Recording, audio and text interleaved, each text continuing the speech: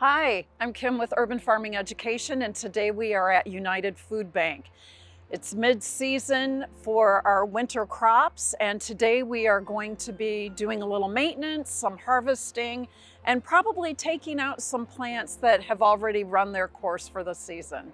So today there will be a number of things that we are looking for. We will be looking for items that have bolted and are going to seed. We'll decide whether we want to harvest and collect some of those seeds. There'll be areas over in our sweet peas where we get to harvest. The more you harvest, the more you're going to get.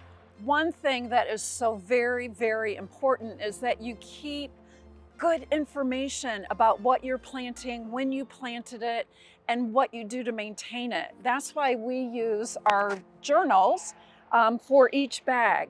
It'll tell us what was or should be planted in the bag and what we need to do to continue to maintain it. It's also vital information that you can go back to next season and next year to see what worked for you and what didn't. For example, in October, in bag 1, you can see that we planted sweet alyssum, cilantro, and spinach. Now today I'm going to go back and it's like, whoa, my, we got some great success out of this bag, but now I'm going to decide what I'm going to do is definitely take this cilantro out. It's finished its season. We will take this out and I will log right here just quickly. In mid-January, I removed cilantro because it had bolted. Another thing you want to make sure that you do, and so many people say all the time, oh, clean your utensils or clean your shears in between each plant or each bag. And it really is a necessary step. You don't want to forget it because if one plant has some sort of pest or bug, you certainly don't want to bring it down to your next bag. Let's start working. All right, so you see right here, although this doesn't look much like cilantro, if you move on down and get closer to the base, you can see, yes, those are truly cilantro leaves.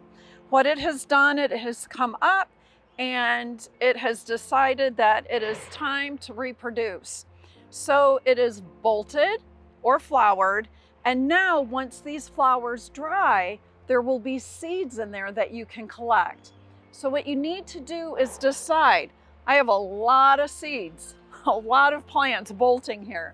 I don't need to keep all of them. What I want to do is I want to remove some so I can plant some other items. So I'll remove a good majority of it and maybe keep about 25% to harvest seeds from a little bit later on. All right, right here you can see where I snipped off some of the cilantro to the base, to the soil line, yet I left underneath, I have let all the root systems stay. Those roots are filled with like little micronutrients and whatnot, and as they die off, it will just provide extra nutrition to the soil below. Okay, so now that we have moved the one cilantro plant that we had here, we can see our sweet alyssum up here and our spinach back in here.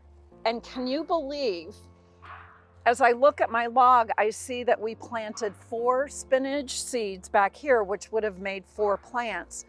This is what happens when there's too much in one little row. Look at bless this little guy's heart. He was being taken over by these here, so he was trying to do everything he could just to get a little bit of sun and space. So that's why it's so long and lanky.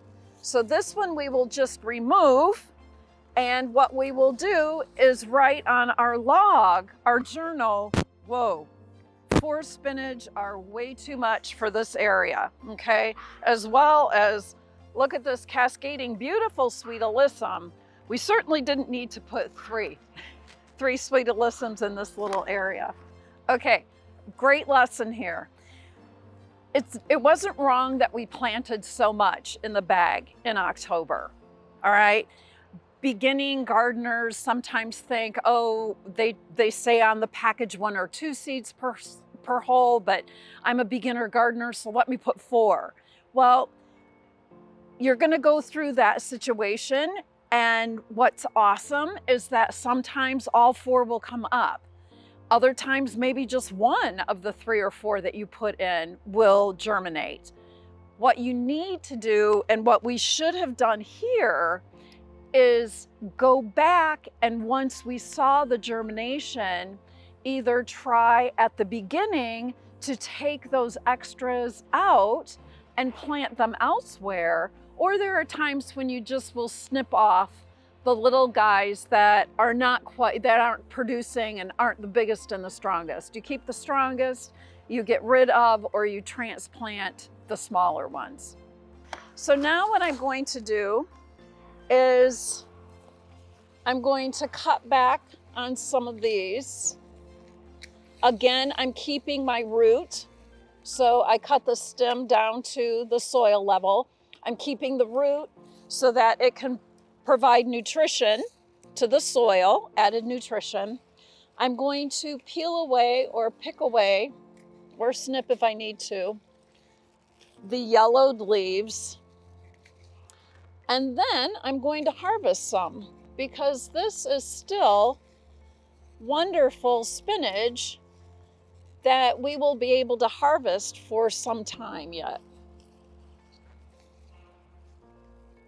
I'm going to leave this one here in hopes that we can get and harvest some seeds later on in the season when it dries up.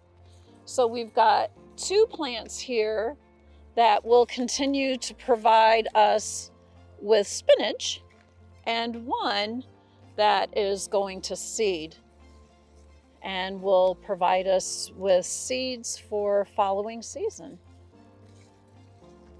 Okay, now we've got another great opportunity here to showcase some lettuce, Buttercrunch lettuce here, that has seen a better day. It's done. It's time to, as you can see here, someone had taken out the entire Buttercrunch lettuce, and now we need to just go ahead, because so many are bolting, we only need to keep maybe 1, where we will end up drawing and harvesting some seeds from.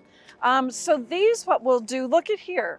We've got a perfect little Buttercrunch lettuce growing here that we can end up taking some leaves off, adding to a sandwich or salad. This is called a cut and come again, where you're taking the lower leaves first and then leaving the center so that it can continue to grow and produce more lettuce for you. Where down here, this guy has given all it's gonna give, and now it feels like it needs to give back its seeds. So what we are going to do is we're gonna cut this down right at the soil level, again, leaving the roots in there so that they can give back to the soil. And then we are going to go ahead and plant a couple more Buttercrunch seeds for what is called succession planting, because it is still the time of year that lettuce grows. Right here, you can see that this was put in October, and then we came back and added another couple of seeds in November, and now we are having wonderful production and harvest out of this plant here. Now we'll do the same here, because once this plant has given all it wants to give, we will then have one coming up here. Oh my goodness, look at this fun find. All right, so we've got some spinach here that is wanting to grow, and look at what we have right here that is ready to harvest and give more room now. Oh, isn't that so exciting? That's gonna be such a lovely roasted beet. And then of course the greens we can saute. It's gonna be wonderful. Let's see if we have another one. This is too close to that one, so we'll pull this one out. and give this guy some more room to grow. What else do we see in here? Oh, this looks like spinach. Yeah, I'm going to take this out and we can transplant it elsewhere. Maybe we'll put it right up. Ooh, look at that one over there.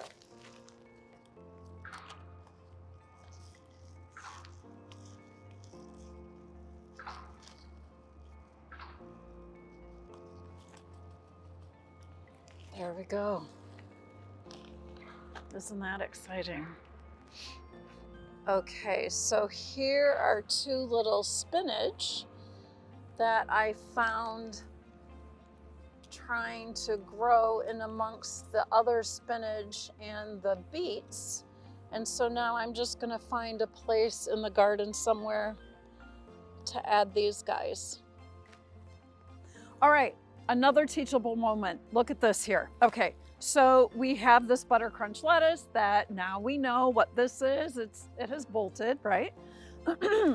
And I go down to cut it at the soil line and I see, oh my gosh, my cute little clippers are not going to cut it here, all right? So what I'm going to do is use this tool here.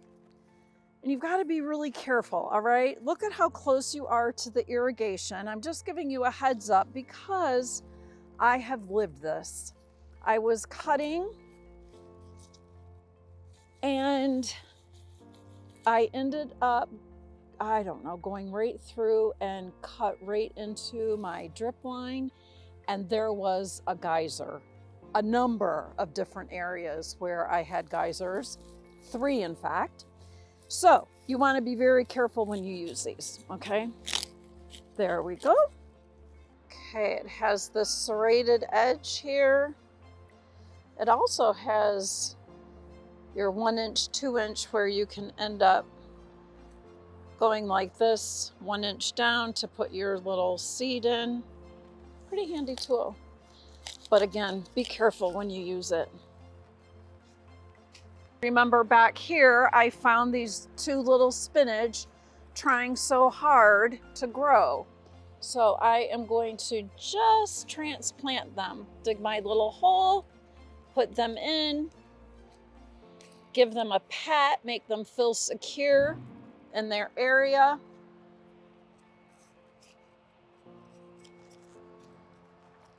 Make my next hole. Take those little guys off. Oh, look at him. See the beautiful roots? All right, I want to make sure that my hole's deep enough. Backfill it in some. And then give it a good pat down. Don't smash the soil down, but you want to make sure that it feels comfortable and secure in its little spot. And then we will go back after a little bit and add, no matter how wet the soil is, you still want to add water around your roots just so that they get all secure in the soil all around them the way they're supposed to. We're just going to give them a little drink. So we took out a Buttercrunch lettuce here that had bolted, and my goodness, look at what someone has planted. It was not on the log, so at first I wasn't quite sure what it was, but I have come to identify that these are little radishes.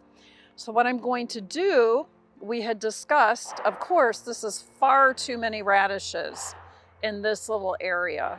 None of them will really succeed. So what we're gonna do is take this special little shovel for a bonsai, and we are just going to go up under the roots.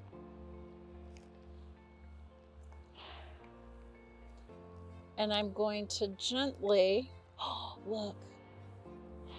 Oh, look. Oh my, look at how long those roots are. And then what we will do is just go ahead and transplant it. We will do that again.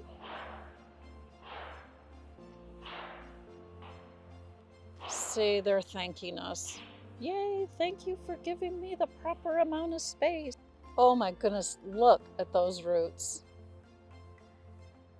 Okay, like I mentioned before, there may come a time when you just have so many little sprouts coming up that you aren't able to transplant them all like we did, and you'll just need to snip some of them off. So what you want to do is make sure to find the smaller ones, the weaker, and snip those. Look, this has already started getting its true leaves, so I'll snip that one.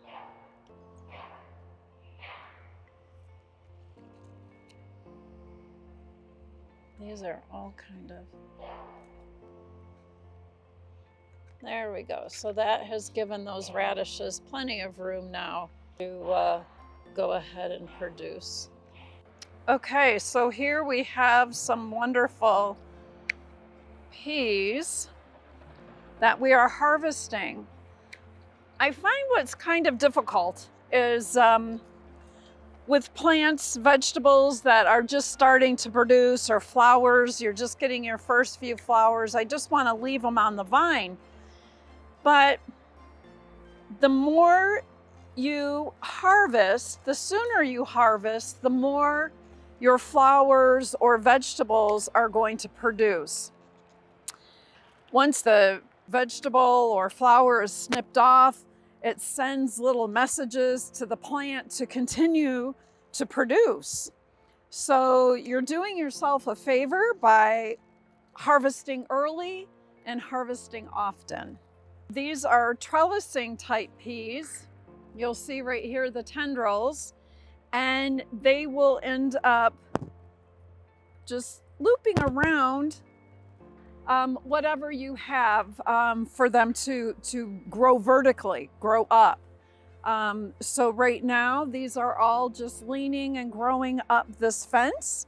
There are times when they're young, or you may want to use a little bit of wire, or you could even use some string. But these seem to be doing very well on their own, and it gives us the vertical growth, easier to find your peas, easier for the pollinators to come when there are flowers out and pollinate the flowers, easier to harvest, and it looks beautiful too. Okay, this is my favorite part. Oh my gosh. Better than any candy you could have.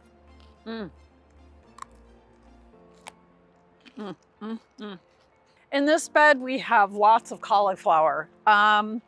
Most of it has been harvested, but we do still have a few that are growing. Here is one small little guy. He's ready to harvest.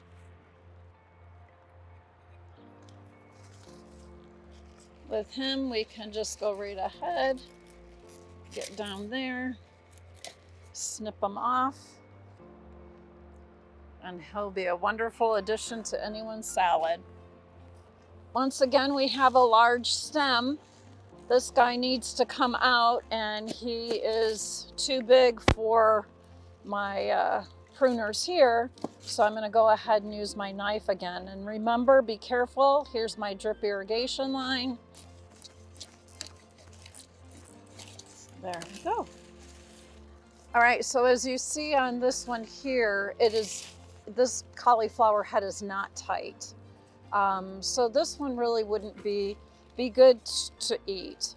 So we'll just end up cutting this one out. All right, so now here we have some broccoli. Of course, you see that the large main head has been harvested, and now you leave your broccoli in because you can get all of these wonderful little side shoots of broccoli, and you can harvest those.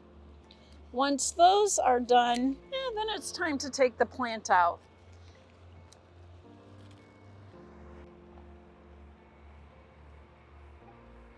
Okay, so now here, this is kind of disappointing, but do you see over here? This is no longer a nice, tight, firm. It's all starting to spread out and become loose. And look, here we already have some flowering over here and over here. So this one we'll just go ahead and take out. Unlike broccoli, how I said that you can leave it in and get some side shoots of broccoli, cauliflower is a one and done. So we'll just go ahead and, oh, there, that one came right out all by itself. He'll become compost. So as you see, some little caterpillars have been dining on the cauliflower leaves, which is fine. We come in here, we use our soapy water, you just kind of pick them off and let them go elsewhere. Because you don't want them to eat up your whole garden. You don't want them to eat up all the leaves, so you no longer have any ability for this photosynthesis. But pests and insects are just part of the circle of life. And so what we do is we go ahead and, you can't get them all. You shouldn't want to get them all. This certainly doesn't do anything to the lovely cauliflower that we've been able to harvest. But I did want to point that out because so many people will see something like this and think, oh my gosh, I just need to take out the whole plant. That's not the case. We've controlled it. We got a wonderful crop from it and never had to use anything but organic soap and water. Yay! Look what we just found. A nice little cauliflower that's still nice and tight, ready to be harvested and added to a salad or steamed cauliflower tonight for dinner. So at this stage of the season, visiting your garden, you do a lot of different things. We harvested, we found plants that needed to just come out because their life cycle was over. We transplanted and replanted items. So at this point during the season, you've got everything going on. You have maintenance, you have harvesting, you have seed collection, and you're planning for the upcoming season, the nice spring planting. So enjoy your harvest, enjoy your garden, enjoy your planting, and please journal.